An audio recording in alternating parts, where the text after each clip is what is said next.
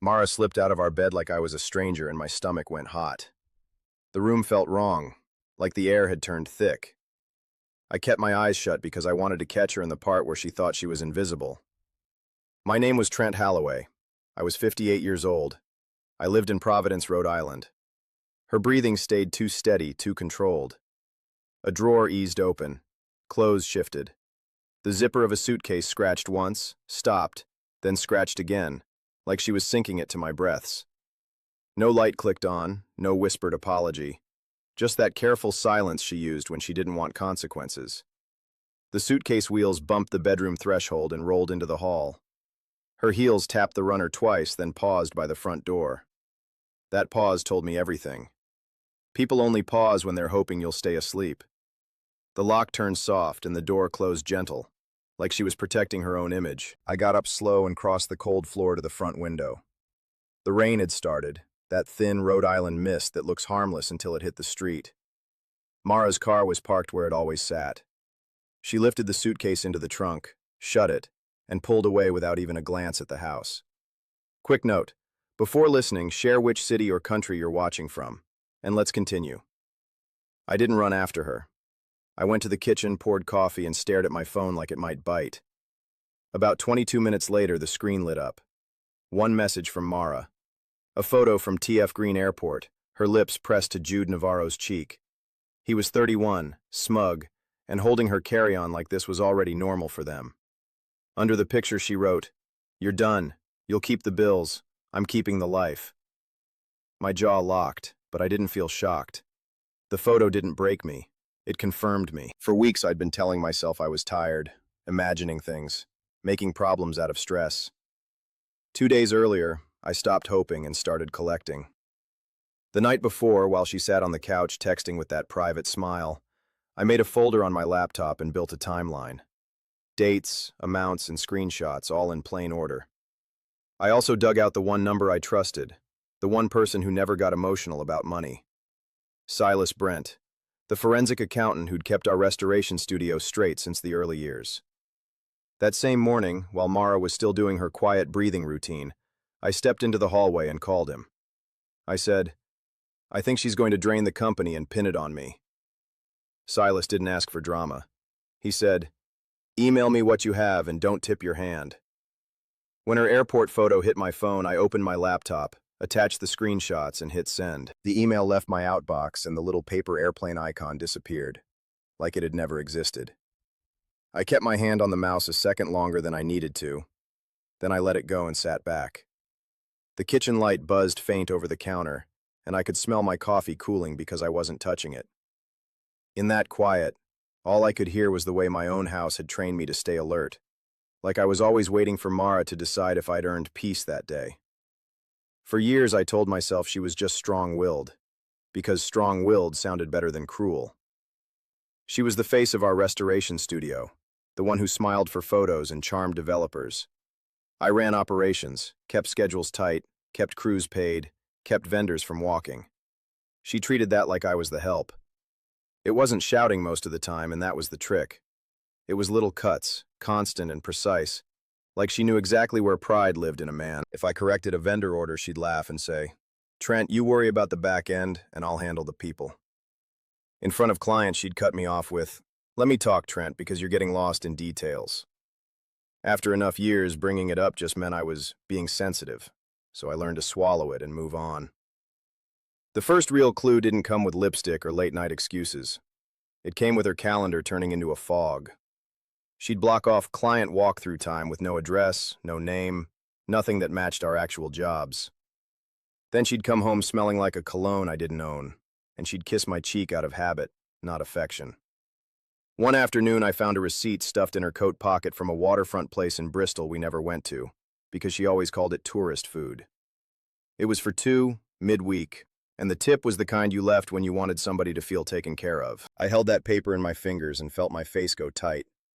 Then I put it back like I hadn't seen it, because I needed more than a feeling. The worst hit came through my phone, not my eyes.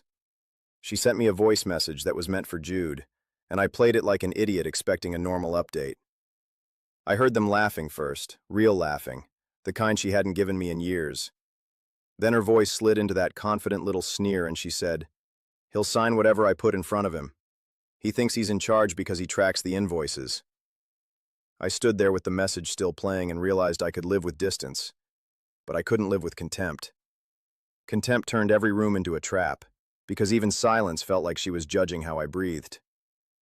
2 nights later, while she was in the shower, her phone sat on the bed unlocked. I didn't grab it like some jealous teenager. I picked it up like a guy checking a smoke alarm, calm because the danger was already in the walls. The messages weren't just flirting, it was planning. Jude talking about starting fresh in Phoenix. Mara promising him a real role and real money, like she was hiring him for my life. Then I saw the line that made my stomach go cold. We shift the studio balance over 2 weeks and leave the debt sitting with Trent. I took photos with my own phone, emailed them to myself, and wrote the dates and amounts into my notebook with steady hands. In the morning, I ate breakfast across from her like nothing changed. Then I opened that notebook again and started the timeline on the next clean page. I capped my pen, shut the notebook, and slid it into my bag with the screenshots. My printer coughed out the last 3 months of bank activity, page after page, and I stacked them like I was building a wall. The house still smelled like coffee and rain, but it didn't feel like home anymore, so I didn't linger. I drove to Atwell's and parked a half block from Silas Brent's place. His office sat above a pawn shop with a flickering sign in the window. Nothing fancy, just a narrow stairwell that smelled like old metal and dust.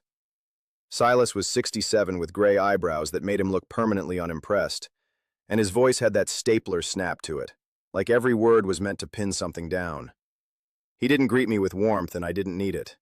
I set my bag on his desk, pulled out the notebook, and laid the printouts flat like evidence. "I'm not here for revenge," I told him, keeping my tone steady because I couldn't afford drama. "I want a clean separation, legal and financial, and I want it fast so the studio doesn't die in the blast." Silas flipped through the pages, then tapped my screenshots with one blunt finger. He didn't do the sympathy routine, and that alone made me trust him more. His face tightened in that focused way professionals get when they see a problem they can actually measure. He leaned back and said, "This isn't romance, Trent. This is theft with a love story wrapped around it." He pulled up our business accounts on his monitor and started tracing the movements like he was reading tracks in snow. The pattern came into view fast, and it made my jaw clench because it wasn't sloppy. There were small withdrawals that looked like normal expenses, then bigger shifts timed right before payroll, like somebody wanted the crew paid just enough to keep them quiet. He highlighted 2 vendor payments that had been rerouted to a new account, and buried in the routing details was Jude's name, tucked in like a coward hiding behind paperwork. Silas picked up his phone and called our bank contact while I sat there, shoulders squared, answering identity questions out loud so nobody could claim later it was unauthorized. I gave my mother's maiden name, last deposit verification, and the passphrase, and I heard the bank officer's keyboard clicking through the speaker. Silas kept his voice calm but sharp as he explained what we could lock immediately, what needed formal paperwork, and what required a fraud report, because doing it sloppy was how you lost in court even when you were right. Then he found the part that hit me in a new place. He opened a scanned document from last summer and rotated the screen toward me. It was an equipment lease application with my signature sitting there like a lie pretending to be normal. I stared at it hard enough my eyes started to sting, because I knew my own hand and I hadn't signed that. Silas didn't speculate or soften it for my pride. He just said, "This is a forgery," like he was reading a weather report. He made one call, short and clean, and told someone to come in. While we waited, he printed control change forms, wrote notes in the margins, and set them in a neat stack in front of me like we were building a case brick by brick. A notary he trusted showed up that afternoon without drama, checked identification, and watched us sign what needed signing. We started the control change process for the studio's operating accounts, documented who had access, and reset approvals so nobody could move money with a text and a smile. Silas slid my notebook back toward me and pointed to the first page of my timeline. "Stop thinking like a husband and start thinking like an owner," he said, eyes locked on mine so I didn't miss it. "She's going to try to paint you as unstable, so you're going to be boring. Boring wins." We tightened the timeline into clean, simple entries. When the suspicious transfers started, when the forged lease appeared, and what steps I took next, until it looked like something a judge could follow without effort. When I stood to leave, Silas didn't clap me on the shoulder or say I'd be okay.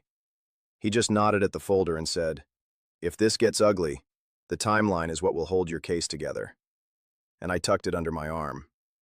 I walked down the pawn shop stairs, pushed into the damp Atwell's air, and headed straight for my truck. Before I even turned the key, I called an attorney and put a retainer down, because formal process was the only thing Mara took seriously.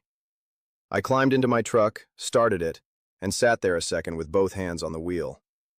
The damp air carried that Atwell's smell, exhaust, wet pavement, and old storefronts, and it grounded me in a way my own house hadn't lately. I drove back through Providence with my jaw set, not speeding, not floating either, just moving like a man who had a list and was done asking permission. When I walked into the house, I didn't drop my keys and stare at the wall.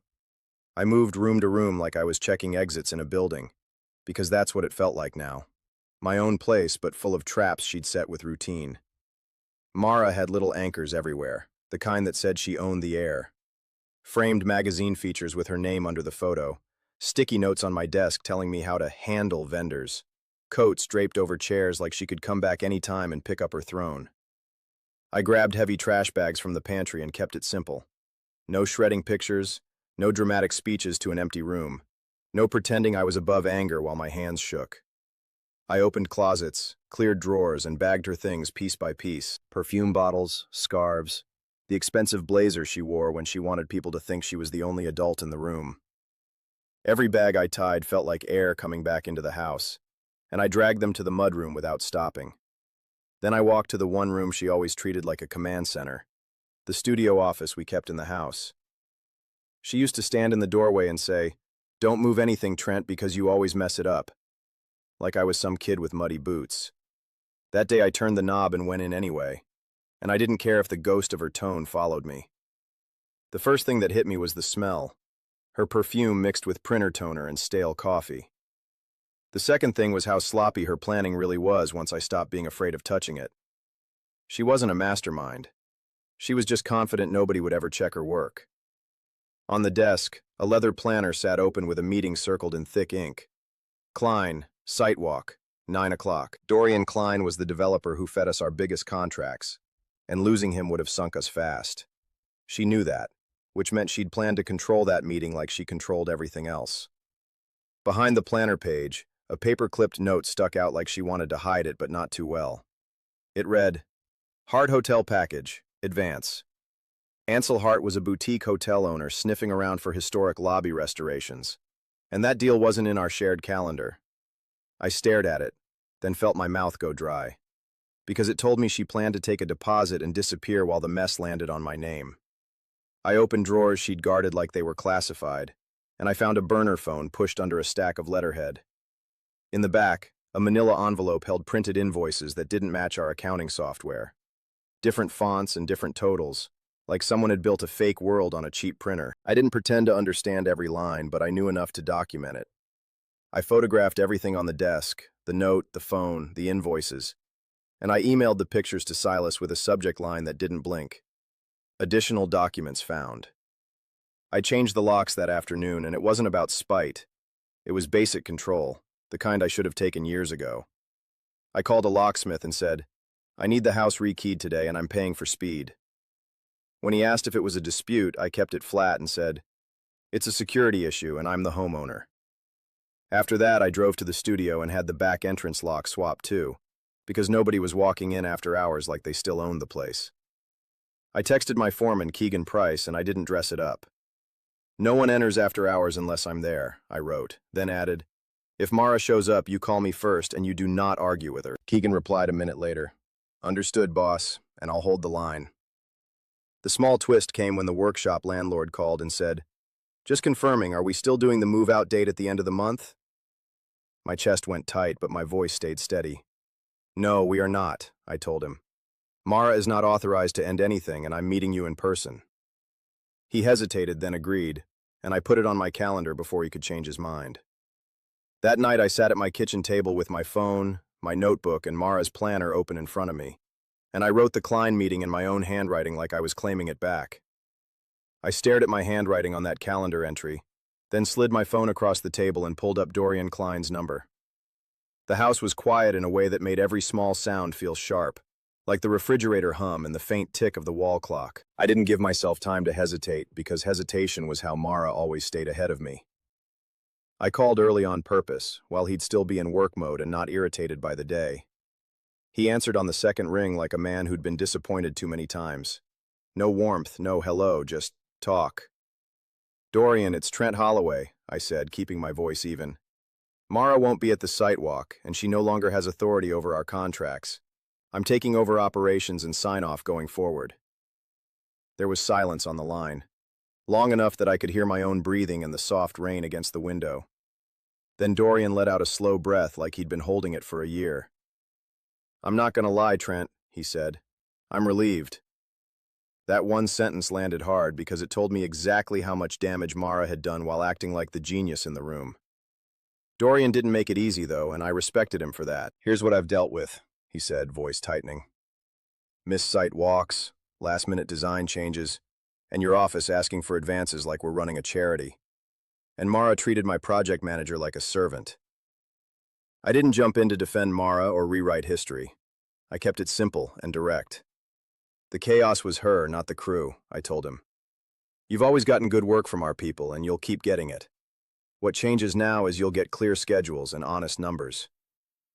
Dorian made a low sound like he wasn't impressed yet. "Promises are cheap," he said, and I could picture him with mud on his boots and that clipboard tucked under his arm. "Why should I believe you can keep it steady when your personal life is unraveling?" "Because I ran the actual operation the whole time," I said, and I didn't soften it. "If I can't deliver, you have every right to walk, and I won't blame you for it." He went quiet again, then hit me with the condition that scared me more than divorce paperwork. "No more hiding behind your wife," he said. "If I sign, I want you at the table. You show up, you answer, you own it." I felt that old reflex in my chest, that instinct to stay behind the scenes and let Mara soak up the attention. Pride didn't pay payroll, and fear never did either.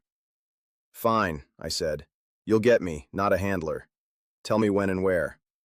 We set the meeting for the following week at his job site on the east side. Historic brick and complicated trim, the kind of work our hands actually understood. Before he hung up, he added, "If this turns into a circus, I'm out," and I didn't argue with him. "It won't," I said, and I meant it. As soon as the call ended, I opened Mara's planner again and found the hotel note like a splinter. I searched for Ansel Hart's office number, called, and asked for his assistant. A woman answered with that polite tightness people use when they're guarding money. I said, "My name is Trent Holloway with Holloway Restoration. We're in a transition, and I need to speak directly with Mr. Hart before any deposits move." She paused, then asked, "Is Ms. Holloway still your point of contact?" Her tone made it clear she'd already heard the name. "No," I said, and I kept it clean. "She isn't authorized anymore, and I'm not asking you to take my word for it.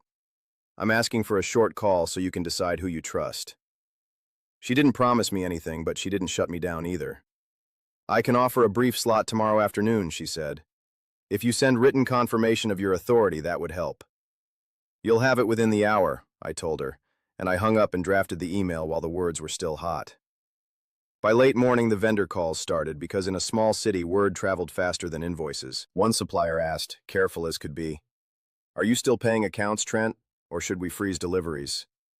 Another tried to fish for gossip, saying, "People are saying things, and I don't want to get caught in the middle." I didn't give anybody a story. I gave them process. I sent one short email to our vendor list and staff. "Operations continue. Purchase orders will be honored through approved channels. If you need confirmation, contact me." Being boring on paper felt like armor, and for once I liked how it felt. That night I didn't pour a drink or scroll my phone looking for pain. I laid out clothes on the bed like I was going to court, not a meeting, then set my shoes by the door and snapped my alarm on. With the alarm armed, I finally stood up to rinse my coffee cup and turn off the kitchen light. My phone lit up before I could even dry my hands, and the name on the screen made my chest tighten. Lena. She was 24, in grad school, and she rarely called that late unless something was wrong. When I answered, she was crying so hard I could hear it in the way she pulled air. "Dad, Mom told me you stole the studio and froze her out," she said, words spilling like she'd been holding them in. Mara always framed things so someone had to take the blame, and now she had handed Lena that version of me. I don't know what to believe, Lena added, and that part sounded honest, not accusatory. I kept my voice low and steady because the last thing my kid needed was me ranting. I'm not going to dump every ugly detail on you, I told her. But I'm done protecting lies. I gave her facts, clean and blunt. Your mom is having an affair with Jude Navarro, I said. They talked about moving money out of the studio, and there's a forged document in my name that could wreck my credit for the rest of my life. The line went quiet, then I heard her swallow. Is that why she kept telling me you were bad with money? Lena asked. And it landed hard because I could hear years of little comments hiding inside that question. Mara hadn't just disrespected me at home. She'd been shaping Lena's view of me one remark at a time. Lena sniffed and said, She's been paying part of my tuition herself, Dad. Her voice got smaller. When I push back, she tells me to be careful who I side with, because she's the one keeping my program paid. My hands curled around the edge of the counter, and I forced them to relax. Listen to me, I said, firm enough that she stopped crying for a second. If she tries to yank anything away, I'll cover it, and she won't use school as a leash again. The next morning, we called the bursar together on speaker, and I wrote down every step like it was a work order. The woman on the line asked, Are you setting up a payment plan under your name? And I said, Yes, and I need it documented today. Lena gave her student number, and I could hear her trying to sound composed. We moved the housing deposit too, shifting it to an account Mara couldn't touch, and Lena let out a shaky breath like she'd been bracing for a trapdoor. It wasn't just money. It was me cutting a control line Mara had wrapped around our kid. Lena drove over that evening, and she didn't rush in like a child looking for comfort. She walked in like an adult who'd just learned her mother wasn't who she pretended to be, and she set her bag down at the table without a word. I slid my phone across to her and showed a few screenshots, just enough to prove I wasn't spinning a story. Her face went still, then tight, and she nodded once like she'd made a decision. Her phone started buzzing with Mara's calls, one after another, and Lena stared at the screen until her eyes looked tired. She turned it face down and said, I'm tired of this. While Lena sat there, Mara tried another angle and messaged 2 staff members, hinting I was unwell and making reckless moves. Keegan forwarded me the screenshots with no commentary, and that silence from him meant loyalty. I didn't argue with rumors, and I didn't write an essay. I typed one line to the crew. Work continues, and if you have questions, come to me. Then I hit send and pulled out a chair for Lena at the table.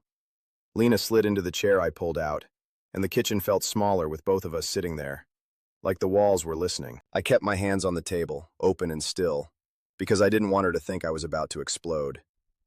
She looked wrung out, eyes puffy, jaw tight, and she kept glancing at her phone like it might jump off the wood and bite her again. I didn't give her a speech or a comfort routine because that's not what she needed from me. I just stayed present and let the quiet be solid instead of scary. By mid-morning the next day, I wasn't watching anything fall apart in person. What I got was the modern version of thunder, sharp and repetitive, lighting up my phone over and over like somebody flicking a switch. Declined. Declined. Attempted transfer blocked. The alert stacked so fast my screen looked like a slot machine that only paid out panic. Lena was still at the house, half studying, half hovering, and she looked up every time my phone buzzed. I didn't tell her to relax because nothing about it was relaxing. I just set the phone face up and let the facts roll in. Silas called mid-morning, and the first thing I heard was that clipped calm in his voice, like he'd already run the math and didn't need emotions messing it up. They're testing the doors, he said, and he sounded almost satisfied, not because he enjoyed pain, but because it meant our paperwork was holding. He told me the fraud report on the forged lease was already logged and time-stamped, which mattered because time-stamped meant nobody could pretend this started after Mara got caught. Do not contact her about the blocks, Silas added. Let her make the next move on record. I told him, I'm not chasing her, I'm documenting her, and he hung up like we were discussing inventory. About an hour later, Lena's phone rang and her whole posture changed, like her body knew the number before her eyes did. She looked at the screen, then looked at me, and I didn't nod or wave her off. She hit speaker without warning her mother, set the phone on the table, and kept her hands wrapped around her mug like she needed something to hold. Mara's voice came through sharp and breathy, angry in a way that sounded practiced until it didn't. "My cards are not working and something illegal has happened," she said, and I could hear her trying to keep control while it slipped. "Tell your father he is going to regret embarrassing me like this." I didn't jump into the call because that would have made it a fight between me and Mara, and that was the old game she loved. Lena sat up straighter and asked one question in a steady voice that didn't match the shaking in her fingers. "Why were you flying out with Jude if Dad's the problem?" Mara didn't answer cleanly, and that was the loudest thing she could have done. She tried to swerve into blame, into how she felt unsafe, into how I was ruining her livelihood. But none of it explained an airport photo with a man half her age. Lena's face went hard and she ended the call before her mother could spin back into control. Not long after that, another call hit Lena's phone, and this time it wasn't Mara. She didn't answer and we let it go to voicemail, but the message came in fast. Jude Navarro wasn't charming anymore when his voice played through the speaker. He sounded like a man realizing too late that the plan he trusted had collapsed. He complained that Mara promised him money, a position, a new life, and now he couldn't even book a rental car because everything kept getting declined. That voicemail mattered because it proved motive and expectation, plain as day. Jude wasn't some innocent kid who got swept up in romance. He knew what was supposed to happen with the money, and he was just mad it didn't happen. Then came the twist I didn't expect, because scammers always try one more angle. An email hit my inbox from a random address, short and smug, saying Jude had recordings of Mara talking about moving funds and making Trent take the fall. He wanted money for them, like he was selling fire insurance after lighting the match. I didn't negotiate, and I didn't reply back like we were bargaining at a yard sale. I forwarded it straight to our attorney in Silas with one line: "Handle this through proper channels." The lawyer responded once, clean and cold, saying if Jude provided the materials, he could be treated as a cooperating witness in any civil action, with no promises and no cash. The message also made it clear that if he kept playing games, the next contact would be through formal process. Jude sent the files anyway, not out of virtue but out of self-preservation, and the recordings were worse than dramatic. Mara's voice was calm, mocking, certain she could script everyone's role, including mine, like people existed to support her story. I sat in my office at the studio, listened to one clip, then turned it off and saved the entire folder into our case file with a hard click of the mouse. I saved the audio files into our case folder and shut my laptop. Then I stood up like the chair had been holding me down. The air in my office smelled like sawdust and old paint samples, and it felt better than any apology ever could. I didn't replay the clip again, and I didn't need to, because the proof existed whether I listened to it or not. 2 days later, Mara came back into town like nothing happened, except she brought noise with her. Keegan Price called me mid-afternoon, and his voice had that tight edge he used when something was about to turn into a scene. "Trent, she's here," he said. "She walked in with Carmen Vale and she's telling the front desk she's checking on the team."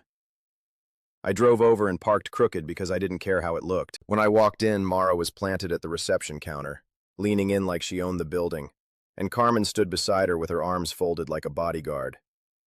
Mara was smiling at our receptionist the way she smiled at clients when she wanted them to doubt their own eyes. "Tell them I still have authority," she was saying, voice sweet and sharp at the same time. "And tell them Trent's little tantrum is over." I didn't yell and I didn't plead. I pulled a printed authorization letter from my folder, set it on the counter, and slid it toward the receptionist so she didn't have to choose between bosses. Then I looked at Mara and kept my voice flat. "You're not entering staff areas," I said. "Not today." Mara's smile twitched like it didn't fit anymore. "So you're blocking me from my own livelihood," she replied, loud enough for 2 painters in the hallway to hear.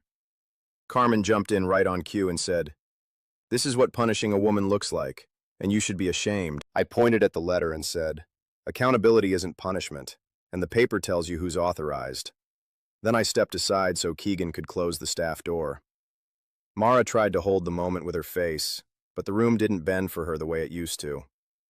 Keegan stood near the entrance, not aggressive, just solid, and our receptionist kept her eyes on the letter instead of Mara's performance. Mara huffed, grabbed Carmen's elbow, and walked out like she was choosing to leave, even though the truth was I didn't let her in. That night she tried a different weapon. I found out because an officer called my phone to confirm my address, and hearing that professional tone aimed at my life used to knock the wind out of me. "Mr. Holloway," he said, "I'm calling regarding an emergency protective order request filed by your wife." I didn't argue, and I didn't get sarcastic. "My address is correct," I told him, "and my attorney will respond with documentation." I sent my attorney the doorbell camera footage from the house and the security footage from the studio, both clean and boring. No threats, no raised voice, just Mara pushing boundaries and me refusing to play along. And calm footage did damage in a courtroom.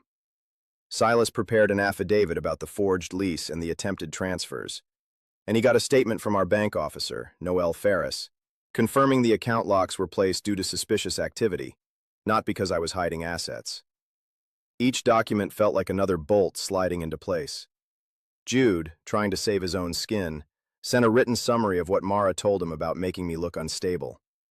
It wasn't loyalty, and it wasn't morality, but it was ink on paper, and we took it. I forwarded it to the attorney without commentary, because the point wasn't how it made me feel. The point was that it existed. Then Ansel Hart's office called, and the woman on the line sounded careful in that corporate way that meant rumors had already landed.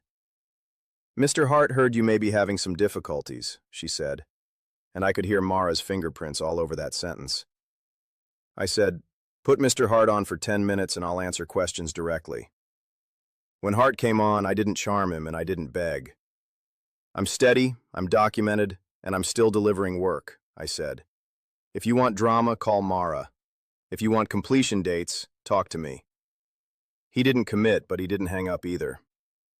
"I'll watch how you handle Klein's project," he said, and I answered, "That's fair, and you'll like what you see." By the end of that week, Mara's favorite weapon, her ability to control the narrative, started to dull. I stayed off the stage and let the paperwork speak for me. I printed the affidavits, the footage screenshots, Noel's statement, and Jude's summary, stacked them into a clean binder, and walked it into my attorney's office. My attorney took the binder from my hands like it weighed what it should have weighed. He didn't smile, didn't tell me I was brave, and I appreciated that more than comfort. He flipped through the tabs, paused on the bank statement and the affidavit, and said, "This is clean. Keep doing exactly this." I told him, "I'm not here to be liked, I'm here to be protected." And he nodded like that was the only language that mattered. The next week came fast, and I didn't let myself drift into nerves about it. I showed up to Dorian Klein's job site on the east side with boots on and paperwork in a folder, because I wasn't playing the old role anymore.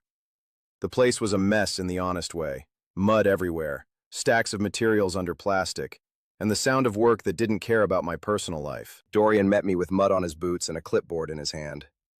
He didn't treat it like a friendly catch-up. He treated it like a test, and I respected him for keeping it real. He didn't waste words. "Walk me through it," he said, and he started walking like he expected me to keep up. I did. I pointed out the trim issues, the scheduling sequence, the subcontractors I trusted, and the way we'd stage materials so nobody tripped over their own feet. It came out of me smooth because I'd been doing it quietly for years while Mara took the credit. Dorian kept his eyes on the building and asked questions like he was trying to find the weak board before he stepped on it. "How long for the next phase?" he asked. Then he snapped the clipboard shut and looked straight at me. "And can your studio survive the noise from your mess at home?" I didn't flinch because that question was fair. "The noise is happening either way," I told him. "The work stays clean because I separated operations from Mara's access. She doesn't touch schedules, deposits, approvals, or payroll anymore." I didn't pretend the last year hadn't been rough, and I didn't blame everything on ghosts. I owned what I could own and put the rest on documented changes, because excuses were useless in a construction zone. I pulled out the one-page overview Silas helped me build and handed it over. Nothing fancy, just clarity, dates written in plain language, and a clean chain of responsibility. Dorian scanned it and made a small grunt that meant he liked seeing order. "This is what I should have gotten months ago," he said, and I answered, "You're getting it now, and you'll keep getting it." Halfway through our walk, a commotion stirred near the gate. I heard a voice that always traveled like it expected people to move aside, and my shoulders tightened before my brain caught up. Mara showed up with Carmen, dressed like a press photo, hair perfect, smile ready, acting like she was still in charge. Dorian's site manager stopped her before she got 10 steps in, and I watched the whole thing without rushing over to rescue her from consequences. Mara spotted me and lifted her chin like I was supposed to fold. "Dorian, I'm here to make sure everything stays on track," she called, loud enough to pull attention. The site manager held his hand up and said, "Ma'am, you're not cleared for this site. You need to step back." Mara looked at me, eyes sharp, waiting for me to play peacekeeper. I didn't move an inch. Dorian watched her hit that wall, and then he leaned in toward me, voice low. "This is what I mean," he said, like he was pointing at a crack in concrete. Then he added, "You're handling it." That was the closest thing to praise that man gave, and I took it without grinning because this wasn't about ego. Carmen tried to push forward with her, but the gate stayed closed. And after a minute of forced smiling, they backed off like they'd chosen it. We finished the walk, and then Dorian hit me with a twist that made my stomach tighten for a different reason. "Ansel Hart asked me who I trust for historic interiors," he said, like it was a casual comment, but I heard the threat inside it. Mara had been trying to use Klein's network to sell her fresh start, and now Dorian was putting the decision in my hands. He looked at me and said, "If I see you finish strong here, I'll back you with Hart myself." That put urgency under my ribs, but not the reckless kind that burns everything down, the steady kind that keeps you moving when you're tired. I committed to a schedule right there, out loud, and I didn't pad it with fantasies. I told him Keegan would run daily site checks, and I would send weekly updates in writing. No surprises and no disappearing acts. Dorian nodded once, then said, "Good, because I don't do chaos twice." After the meeting, he did something that felt like justice without theatrics. He offered a contract extension with a sizable deposit, paid into an account only I controlled, and he added an option to buy out Mara's share if she decided to fight separation like it was a sport. "This isn't a favor," he said. "It's risk management." I told him, "I'll treat it that way." And I signed what needed signing with a steady hand. That afternoon, my attorney filed the next set of documents that made Mara's "I'm keeping the life" message look childish on paper. Silas sent me a short note that didn't bother with comfort. Her personal debt exposure is now unavoidable. I didn't respond with gloating.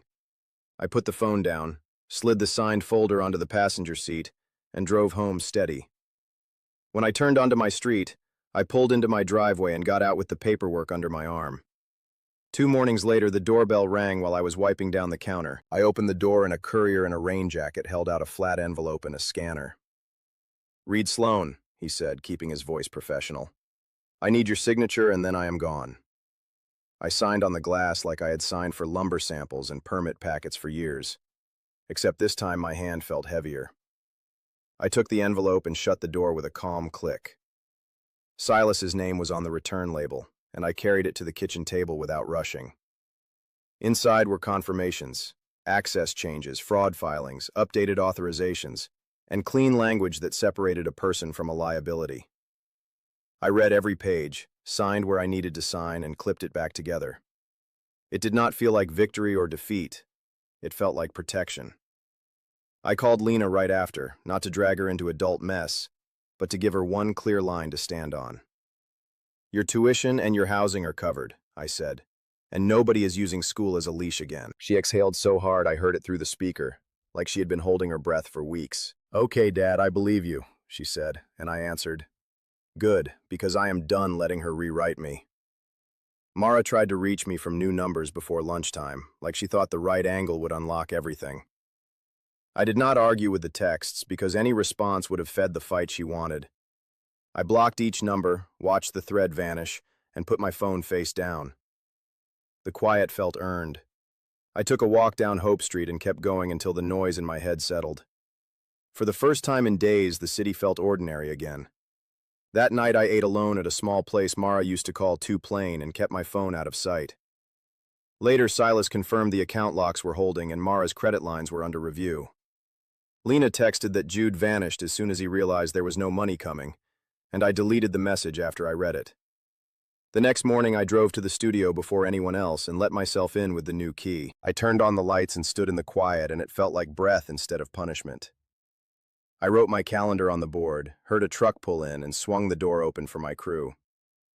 "Before you go, tell me this. When someone you love turns trust into leverage, do you confront them right away? Or do you document everything first?"